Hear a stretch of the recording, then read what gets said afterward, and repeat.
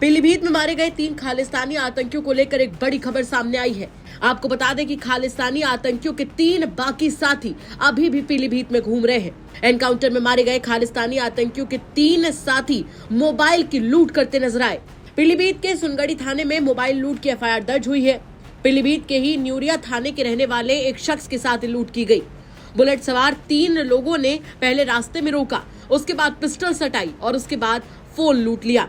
इसके साथ ही मोबाइल लूटते हुए तीनों ने कहा कि हमारे 3 साथी मारे गए, बाकी साथी बिछड़ गए, हमें उन्हें ढूंढना है, इसीलिए मोबाइल की खास जरूरत है। उन्होंने साथ में ये भी कहा कि तुम चिंता मत करो, हम मोबाइल यूज करके फेंक देंगे, तुम्हें कुछ नहीं होगा।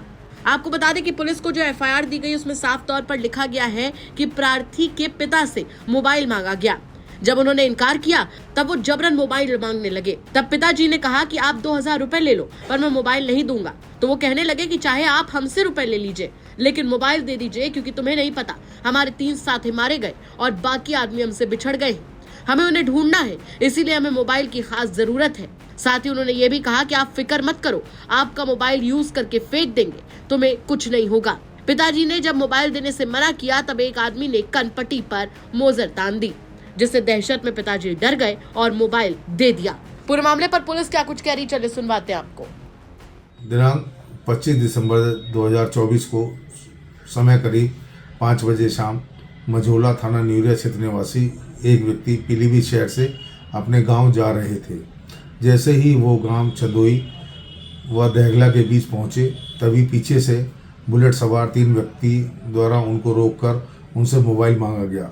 मोबाइल देने से मना करने पर बाइक सवार व्यक्ति द्वारा कहा गया कि हमसे रुपए ले लो, पर हमें मोबाइल दे दो, क्योंकि हमारे 3 आदमी मारे गए हैं और बाकी हमारे आदमी हमसे बिछड़ गए हैं, हमें उनको ढूंढना है।